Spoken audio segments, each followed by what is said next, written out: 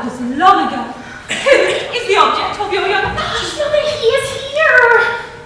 Our Reverend Vicar? Pity me, my heart is almost broken. My child, be comforted. To such a union I shall not offer any opposition. Take him, he's yours. May you and he be happy. But, Mother dear, he's not yours to give. Oh, that's true indeed. Oh, he might object. He might. But come, be comforted. I shall probe him on the subject. Leave this affair to me.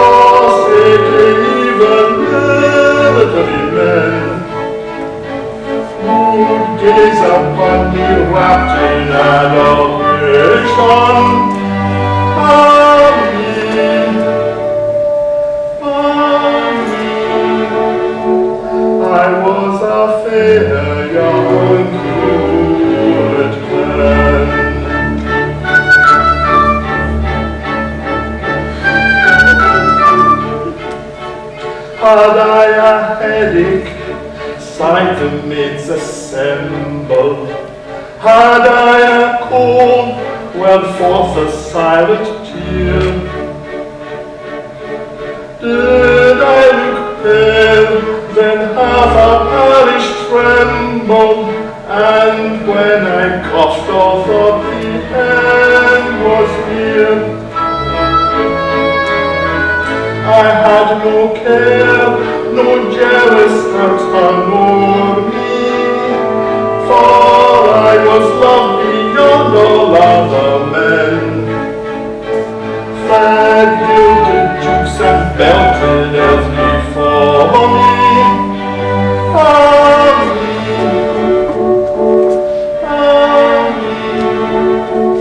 I was a pale young curate then, a pale young curate, a pale young curate.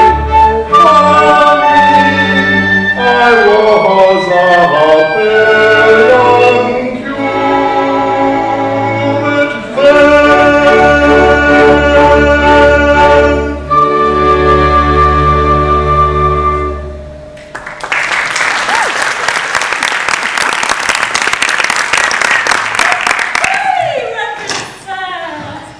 Mrs. Partlet, I am glad to see you.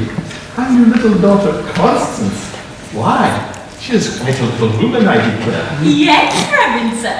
She is nearly 18, and as good a girl as ever stepped. Ah, sir, I'm afraid I shall soon lose her. My dear, you cause me great pain. Is she delicate? Oh, no, I don't mean that. But young girls look to get married.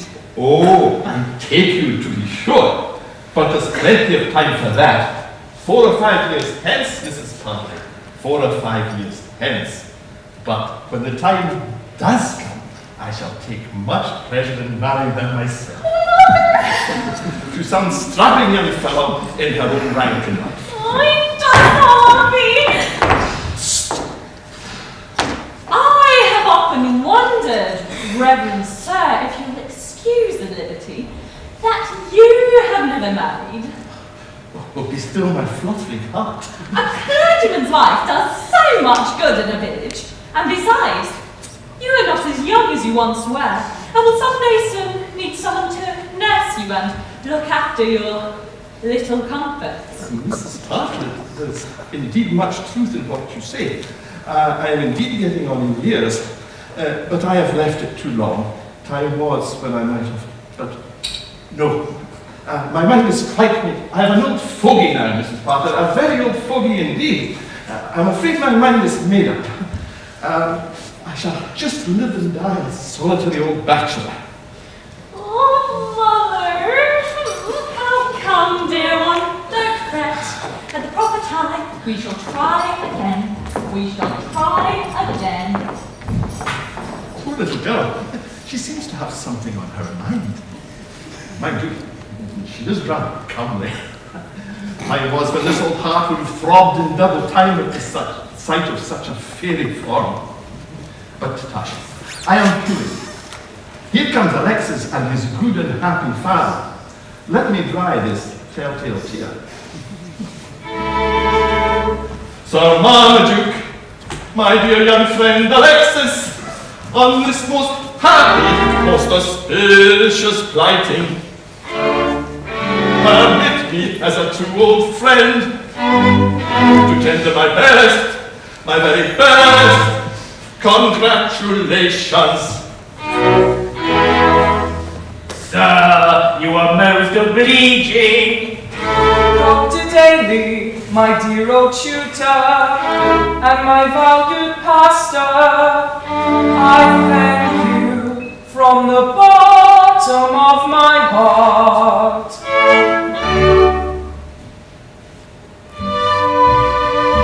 May fortune bless you. May the middle distance of your young life be pleasant as the foreground, the joyous foreground.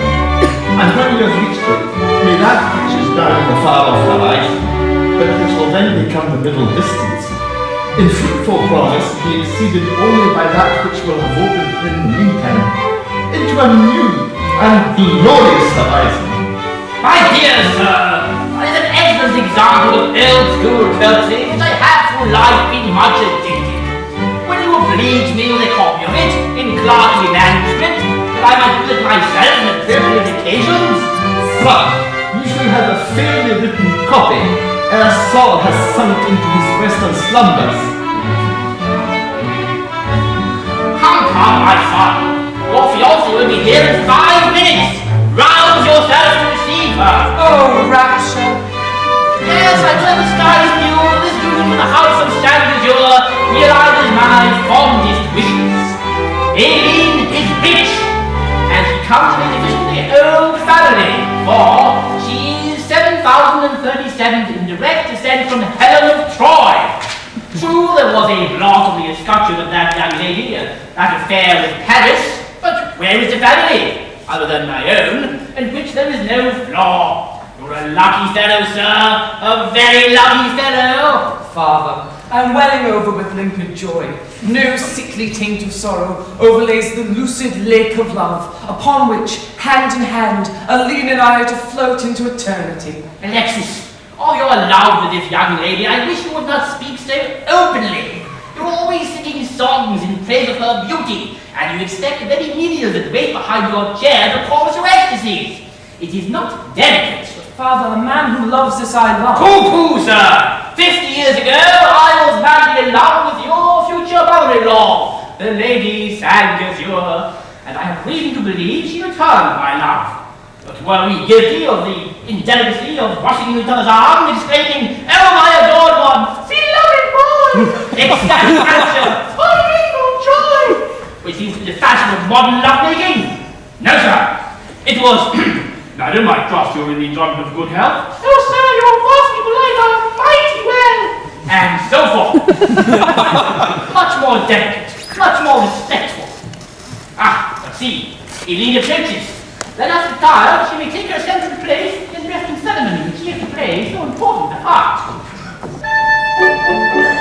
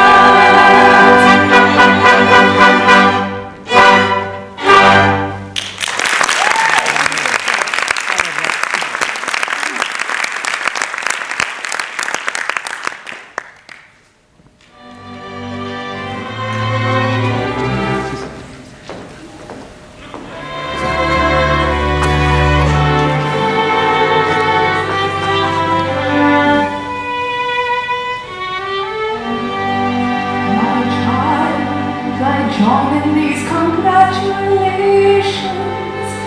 Heed not the tear that dims the sacred eye. Oh, memories crowd around me.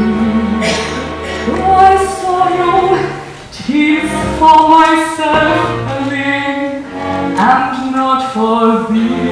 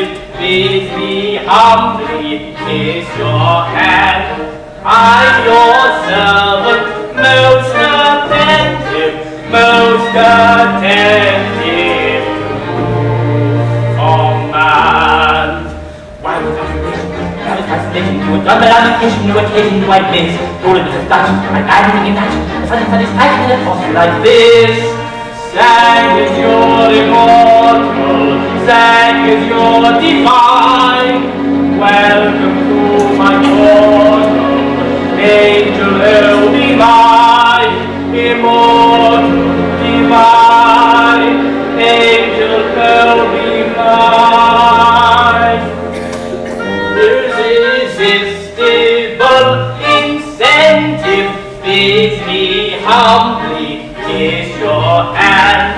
I'm your servant, most attentive, most attentive.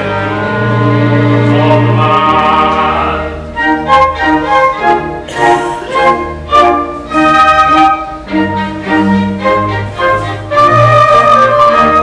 Sir, I thank you most politely for your gracious courtesy. Compliment more truly knightly never yet was paid to me. Chivalry is an ingredient sadly lacking in all that. Sir, I am your most obedient, most obedient command. What with enrichment, what with fascination to indulge my lamentation, no occasion to I miss. Put it with distraction, my maddening attraction, that satisfaction in apostrophe like this. Marmaduke immortal, Marmaduke divine, take me to thy portal, love one and mine, immortal divine, love could all be mine. Chivalry is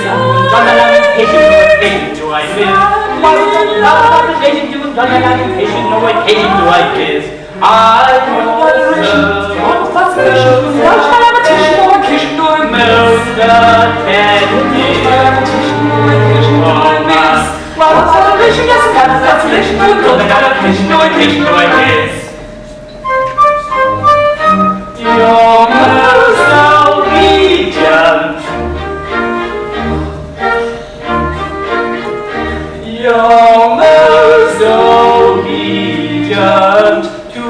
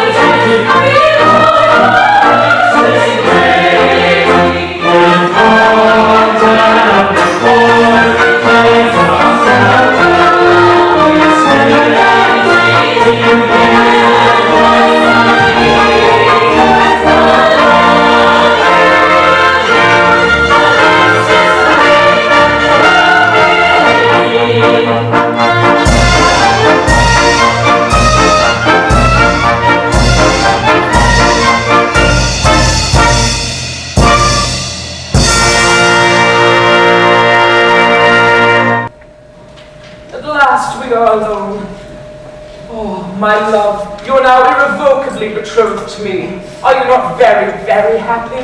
Oh, Alexis, can we doubt it? Do you not love me beyond all else, and am I not be loved in return? Is not true love faithfully given and faithfully returned the source of every earthly joy? Of that there can be no doubt. Oh, that the world could be convinced with the truth of the maxim.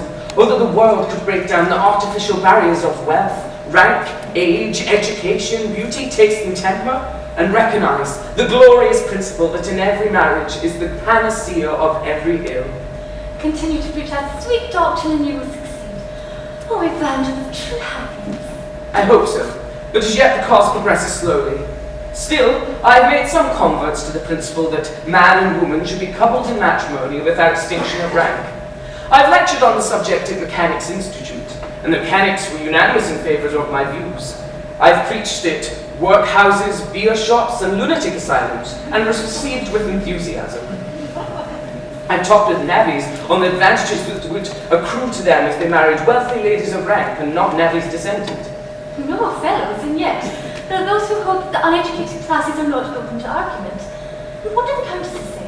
Why, at present it can't be denied the aristocracy hold aloof. Ah, the working man is a true intelligence after all. Yes, Aline, he is a noble creature when he is quite sober. Yes, Aline, true happiness comes of true love, and true love should be independent of external influences, and live in itself, by itself, and learn to love alone.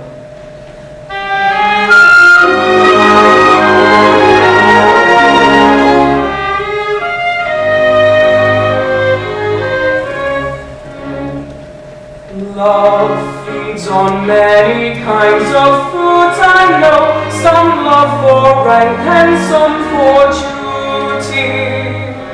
Some give their hearts away to empty souls, and others love for youth and beauty. To love another all the world is prone. Some give themselves and live all lonely. Give me that love's for love alone. I love that love, I love it only. I love that love, I love it only. Give me that love's for love alone. I love that love, I love it only.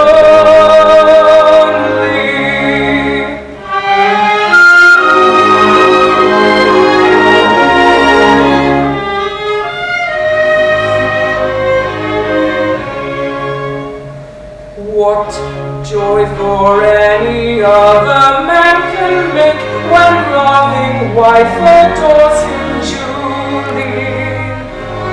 Want misery and care can work their worst if loving wife adores him truly. To love another all the world is prone. Some give themselves and live all lonely. Give me that love's for love alone. I love that love, I love it only. I love that love, I love it only. Give me that love's for love alone. I love that love, I love it only.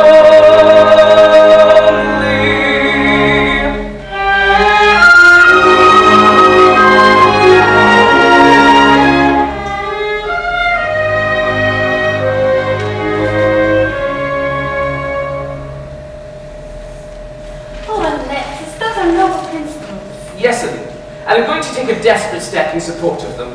Have you ever heard of the firm J.W. Wells & Co., the old family-established sorcerers of St. Mary's Axe?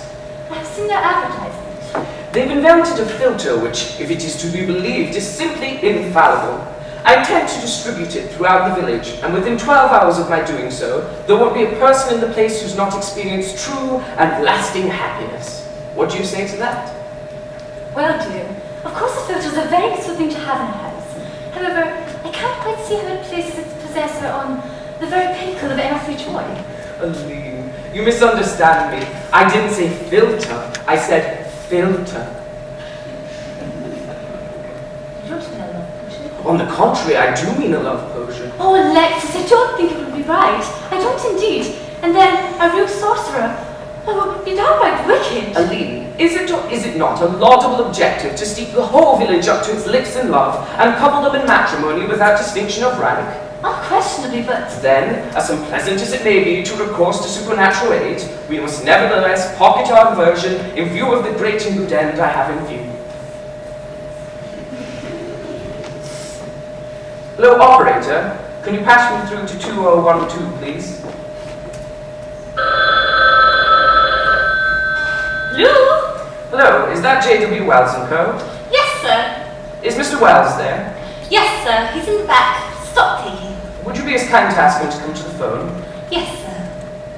Oh, but Alexis, a real sorcerer. Oh, I shall be frightened to death. I trust my Aline will yield to fear when the strong right arm of her Alexis is here to protect her.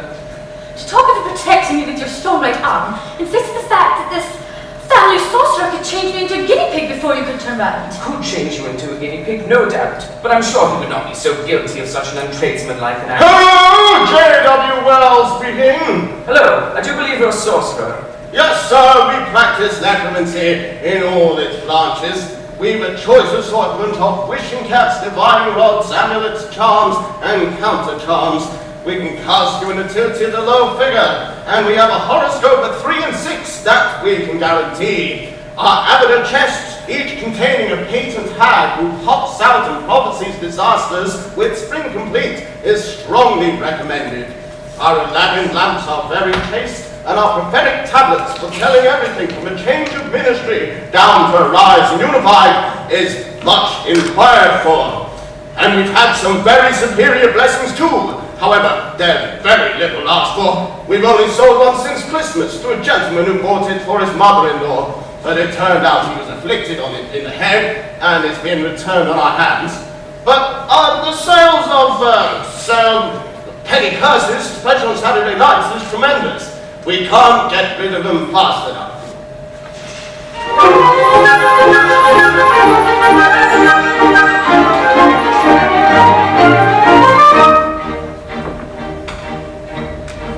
My name is John Wellington Wells. I'm a dealer in magic and spells, in blessings and curses and everything, verses and prophecies, witches and elves. And if anyone wants to make tracks, if you've melted rich uncle in wax, you've got to look into the resident gin number 70 scenery acts. We've a first rate sword and magic, and we're raising a posthumous shade, but effects that are comic or tragic. There's no cheaper house in the trade. Love filters and quantities of it, and for knowledge if anyone learns, we're keeping a very small profit, a profit that brings us a valid returns.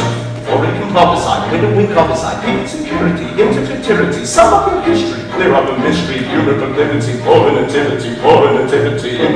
Yes, answers are radical, bones spectacular, tetrapods tragical, mirrors so magical, facts astronomical, solemn and comical, and if you want anything makes the reduction in taking the quantity. If anyone anything lacks, you'll find it already in stocks. If you don't need the pin to the resident gin number 70 similar.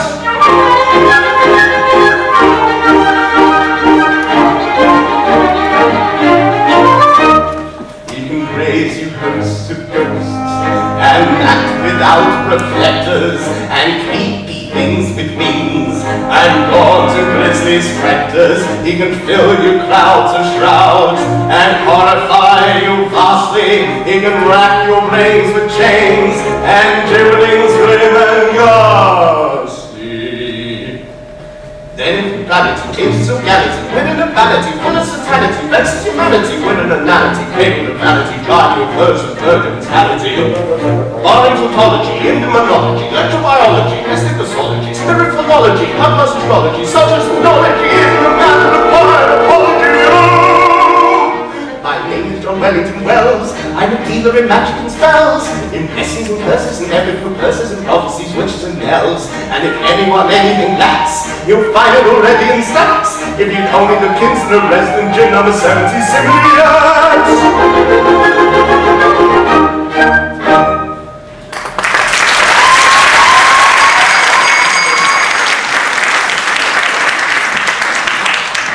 I've sent for you to consult a very important matter. I do believe you advertise a patent oxyhydrogen love at first sight filter. Sir, it is our finest article. And can you guarantee it is possessing all the things you say in your advertisement? Sir! We are not in the habit of puffing our goods. Ours is an old established house with a large family connection, and every assurance held out in the advertisement is fully realized. Oh, Alexis, don't offend him. He'll turn us into something dreadful, I know he will. I am anxious purely from philanthropical motives to distribute it secretly throughout the village. I will of course need a quantity. How would you sell it? In taking a quantity, sir, I strongly recommend you taking it to the wood and drawing it off as you happen to want it. We have it in 4.5 and 9-gallon casks, also in pipes and pots heads for laying down, and we deduct 10% from prompt cash. Well, I should mention I'm a member of the Army and Navy stores. Oh, in that case we deduct 25%. Aline, the villagers will assemble to cruise soon. Go and fetch the teapot. But Alexis... My dear, you must obey me if you please. Go and fetch the teapot. I'm sure Dr. Daly would disapprove it. How long does it take to take effect? In 12 hours, whoever drinks of it loses consciousness, and on waking falls in love with the first woman he sees, who has also tasted it. His affection is at once returned. One trial will prove the fact.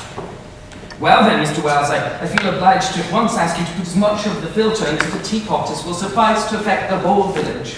But bless me, Alexis, many of the villagers are married people. Madam! This filter is compounded by the strictest principles. On married people, it has no effect whatever. But are you sure you have enough nerve to carry you through this fearful ordeal?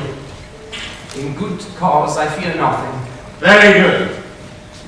We shall proceed at once to the incantation.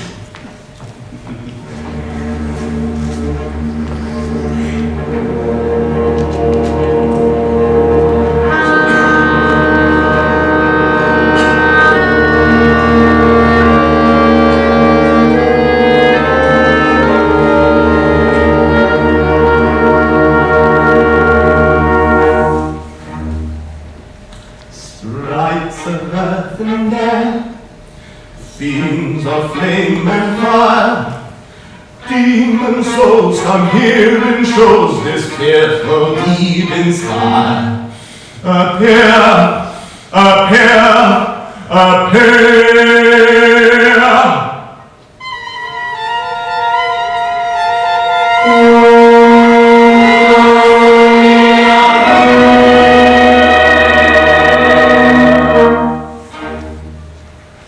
Noisome hags of night, imps of deadly shade, pallid ghosts arise and hosts and lend me all your aid. Appear, appear, appear.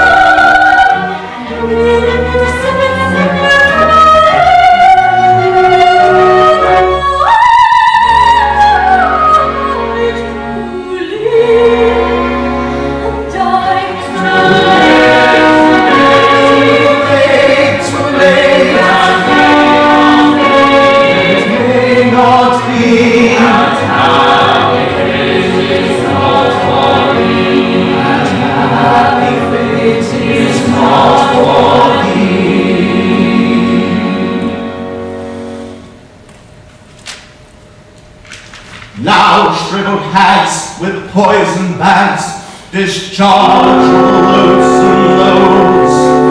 Spit flame and fire, unholy choir, belt forth your venom tones. curses far afield, in fiends of night, unholy plight, in noisome plenty.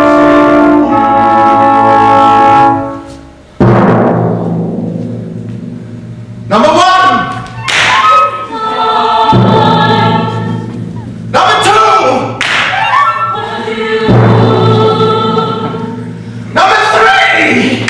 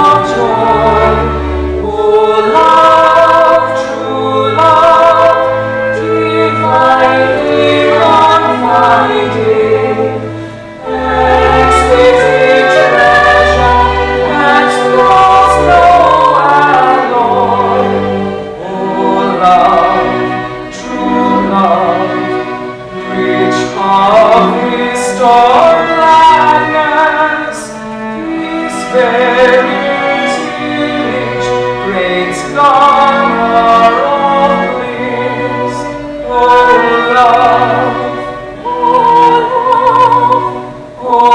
love, O love, O love, true love, look down on our sadness, dwell in this village, dwell in this village, oh, hear us, oh, hear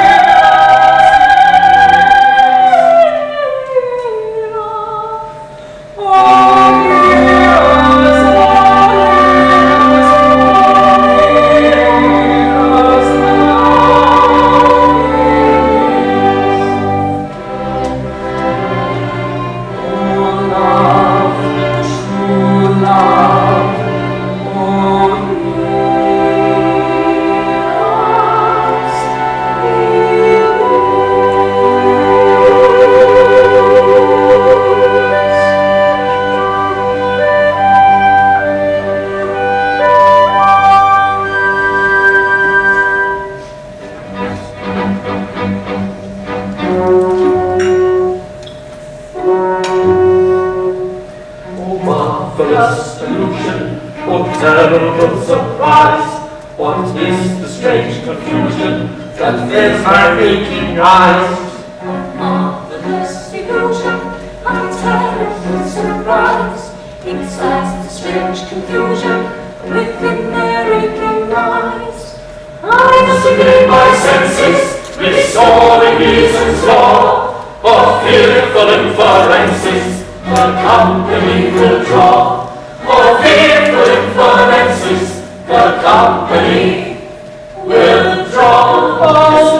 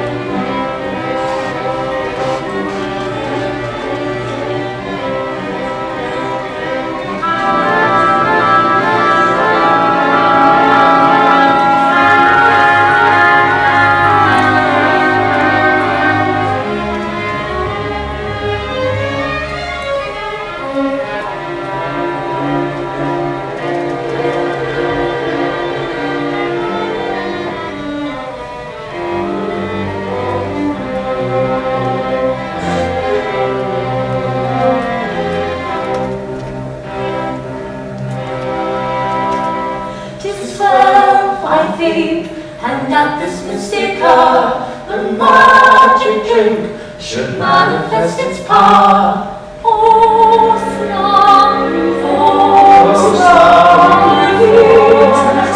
how little happy years our Father holds each apathetic rest, each apathetic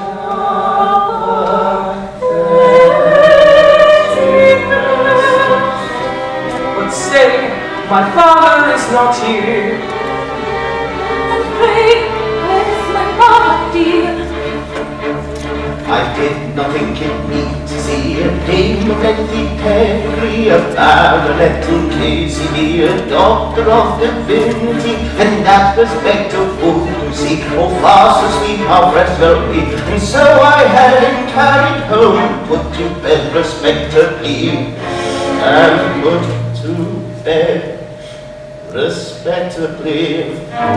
I trust my conduct meets your approbation. Sir, you acted with discrimination and choose more delicate appreciation than we expect from persons in your station. Yes, it showed more delicate appreciation than they expect in persons of your station.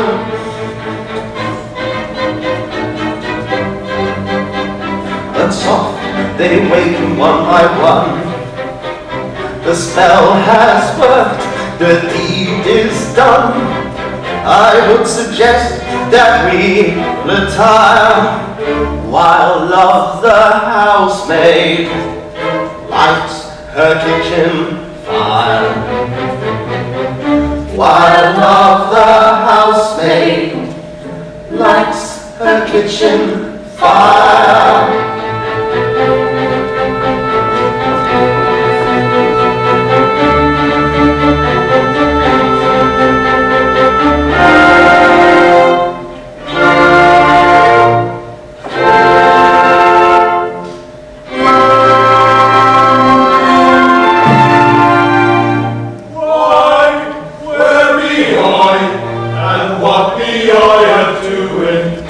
Sleeping out just when the dew to rise. Oi, that's the very way your health to ruin, and don't seem quite respectable likewise. They cast you, only think of that now. What may you be last time? Tell me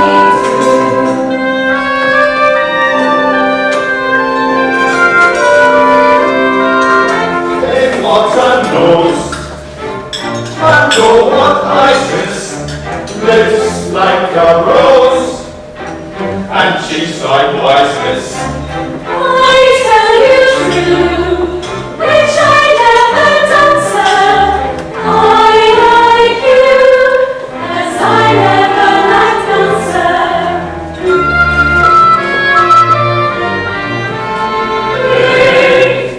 What I do, Like you.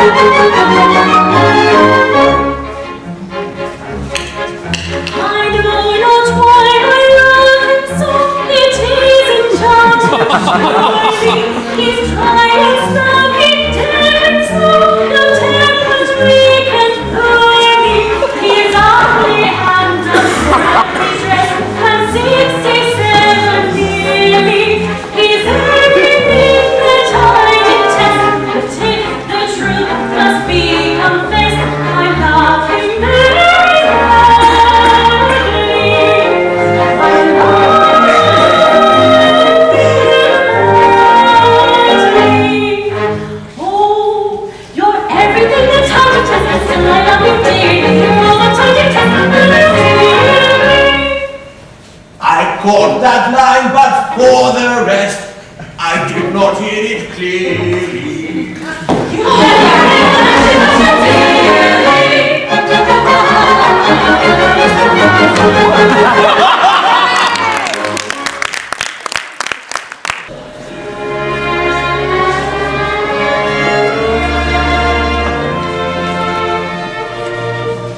Oh joy, oh joy, the charm works well, and all are now united.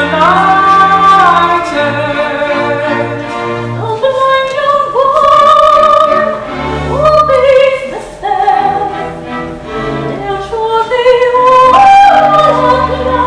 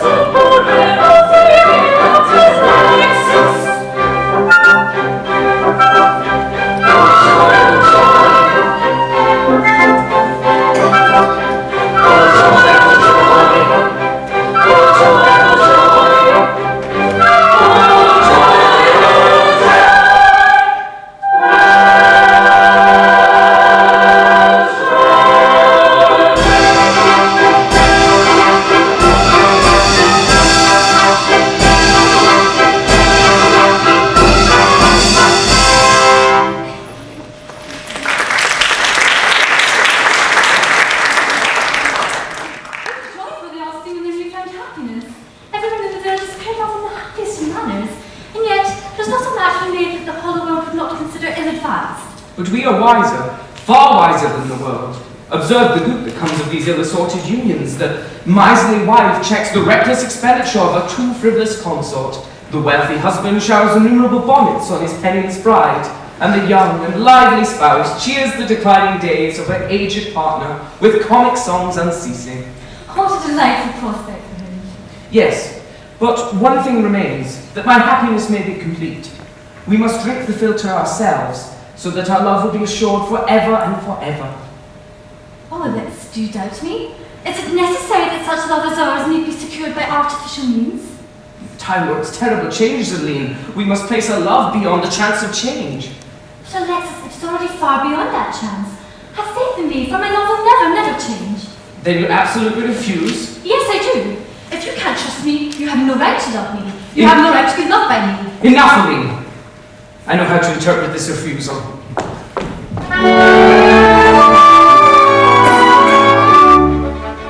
Thine is the power, and thine alone could sit me on such high a throne that kings might envy. To make that love thine so sure, that come what may, it must endure till time itself shall fade. Thy love is but a flower that fades within the hour. If such thy love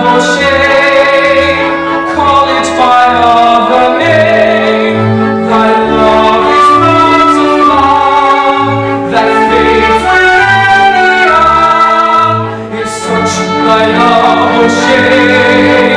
Call it by other name. It is not love. It is not love.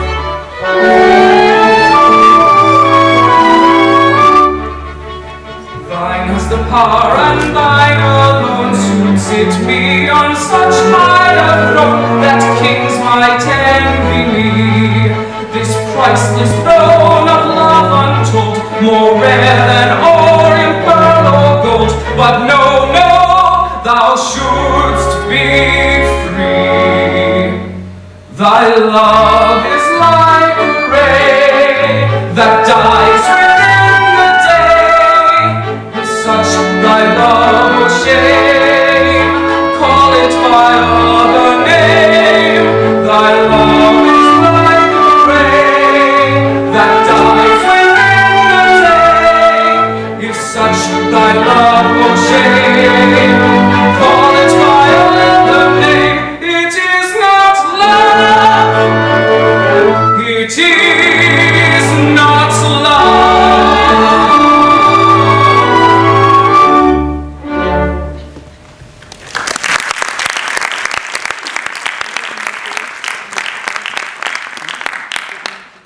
It is singular. It is very singular. It has overthrown all my calculations. It is distinctly opposed to the doctrine of averages. I cannot understand it.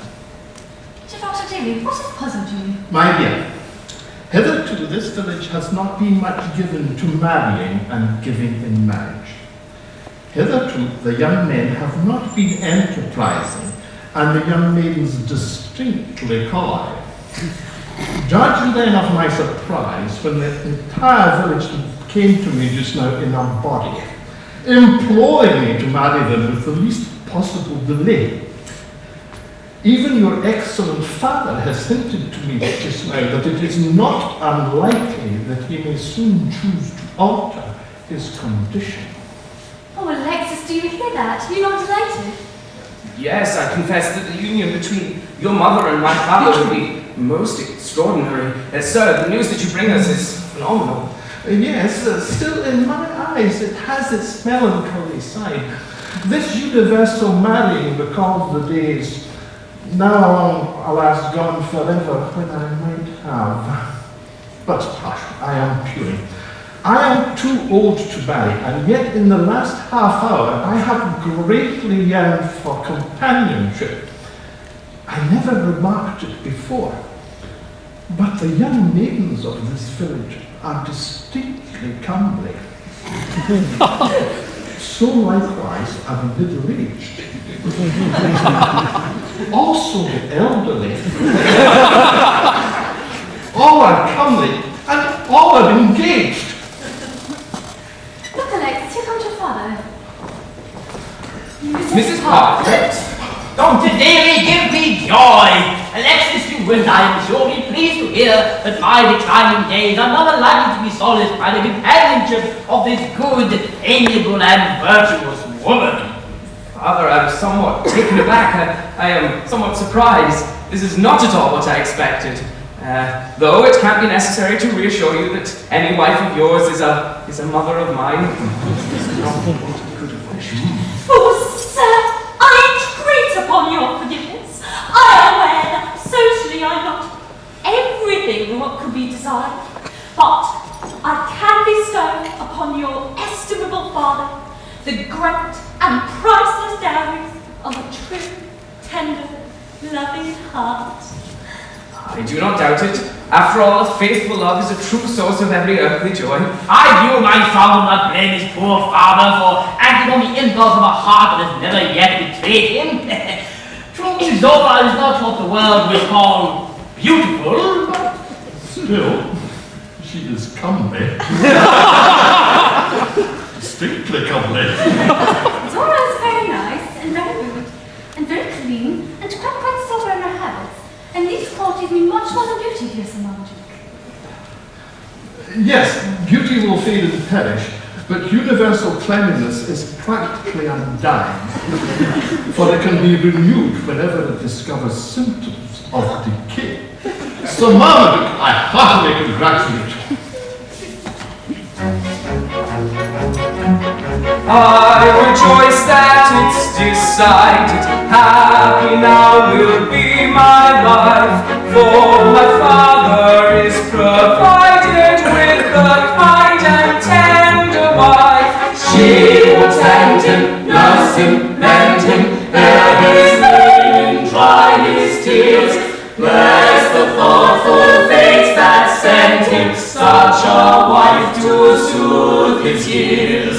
Oh, your giddy thoughtless maiden, full of graces and years, not to soon be laden with the weight of his years. No high-born exalting beauty, blazing like the great big sun, but a wife who'll do her duty as her duty should be done. She will tend him, nurse him, mend him, bear his linen, dry his tears.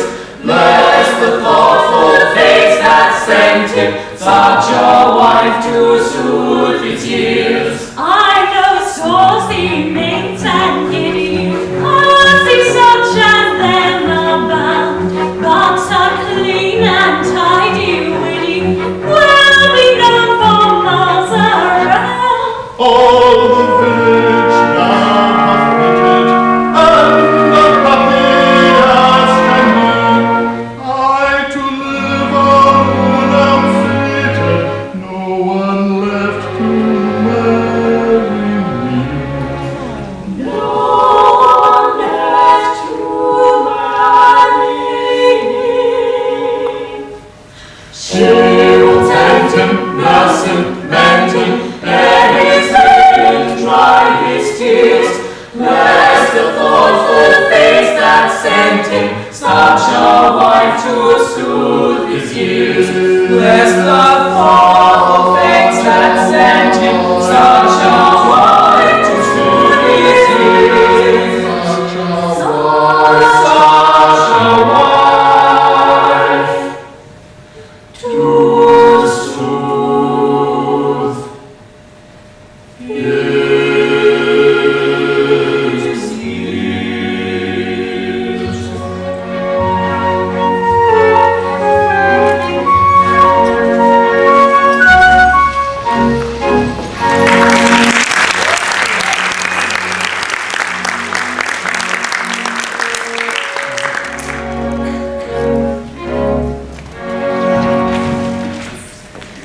his years.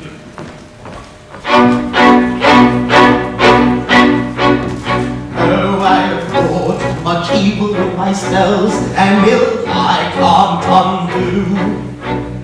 This is too bad of you, J.W. Wells. What wrong have they done you? And see, another lovelorn lady comes. Alas, poor stricken dame. Her gentle pensiveness in life benumbs, and mine alone the blame. Alas, ah me, how well a day I sigh for love and where I lay, for I very old and grey. But say, what is this fairy form I see before me? Oh, horrible! She's going to adore me! This last catastrophe is overpowering! Why do you kiss me with visage laving? For pity's sake, recoil not thus from me.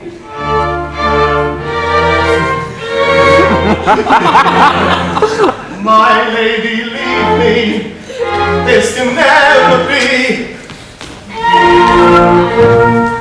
Hate me, I drop my H's half through life. Love me, I'll drop you too. Hate me, I offer thee peace with a knife. Love me, I'll eat like you. Hate me, I offer roll down one tree hill. Love me, hate me, I often go to Rocherville. Love me, that joy we share. Love me, my prejudices are forever. Hate me, that's not enough. Love me, I'll come and help you in the shop. Hate me, the life is rough. Love me, my grammar I will all forswear. Hate me, the jewel I love. Love me, I'll stick sunflowers in my hair. Hate me, they'll suit you not. What I'm going to say, be not enraged, I may not love you, for I'm engaged.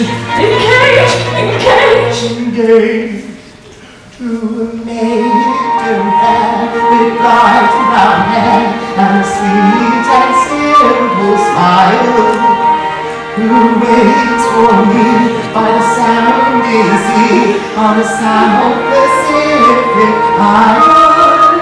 A lie! No maiden waits me there. She has bright brown hair. A lie! No maiden smiles on me. By the sounding sea. The sounding sea.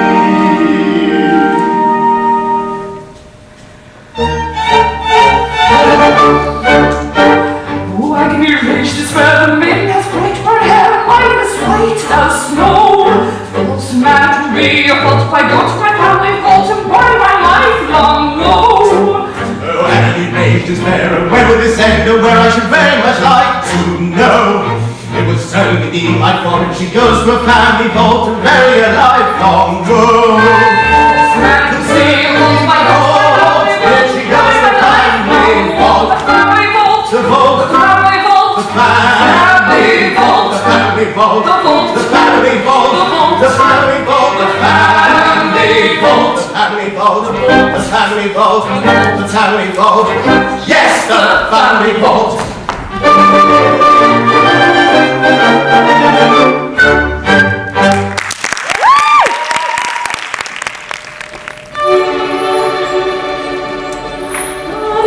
Alexis, touch me not, my love. Sing, thy mother live. This song not to me.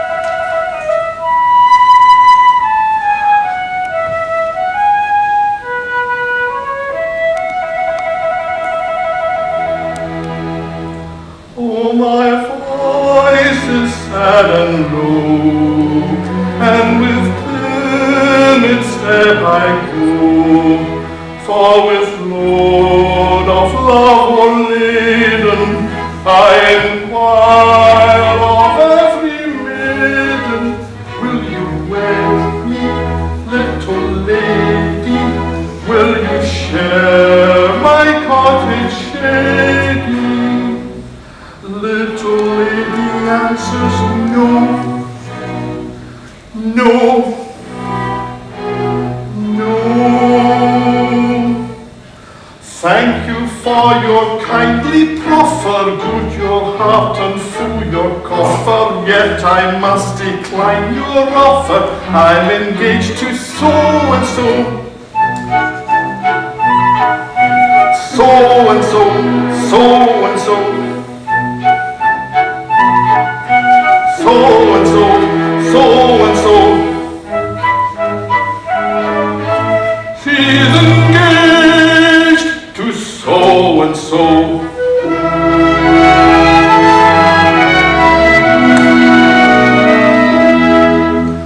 What a rogue young hearts to pillage, what a worker on love's tillage. Every maiden in the village is engaged to so and so. So and so, so and so. So and so, so and so. Are engaged to so and so.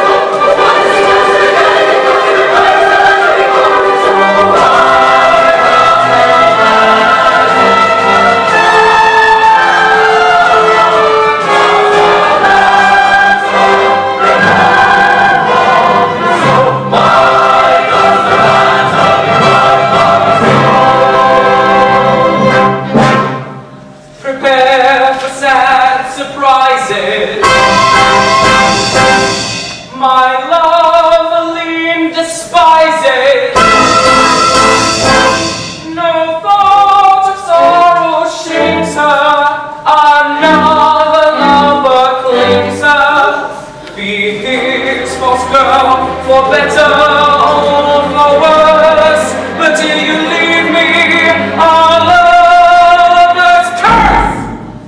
Hold! You just. This poor child drank the filter at your instance. She hastened off to meet you, but most unhappily bumped into me instead. As you had administered the filter to both of us, the result was inevitable. But fear nothing from me. I shall be no man's rival. I shall quit the country at once and bury my sorrow in the congenial gloom of a colonial bishopric. My excellent old friend. Mr. Wells? Yes? What is to be done? I do not know, and yet there is one means by which this spell may be removed. Name it, name it. That you or I must give their life to a means. I would rather with you. I would surely give up my own life, but we take stock next week. It wouldn't be fair on the company. Well, I am ready. No, Alexis, it must not be. Mr. Wells, if you must die and everyone was restored to their own loss, then what is to become of me? I should be left in the cove with no love to be restored to. True, I didn't think of that. My dear friends, I appeal to you, and I leave the decision in your hands.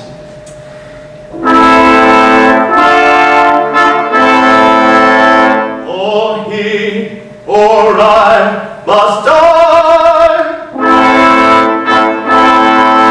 Which shall it be? Reply. I vow the world the cause of all offending. Thy vow you vow to this decree unbending. Die thou, die thou, die thou. So be it, I submit, my fate is sealed to popular opinion. Thus I yield. Be happy, leave me to my despair. I go with matters, not with who or where.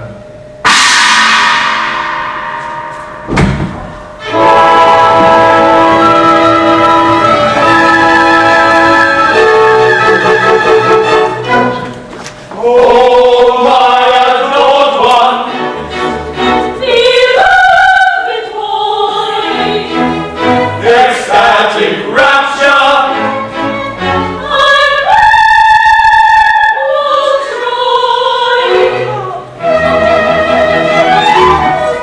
Half to my mansion, all of you. At least we'll crown our rapture with another feast.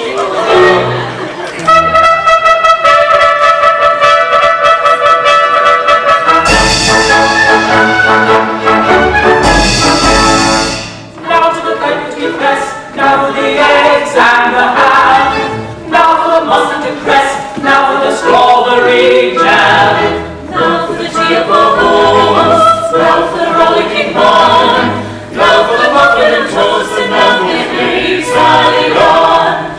Now for the muffin and toast, and now for the gay Sally Run.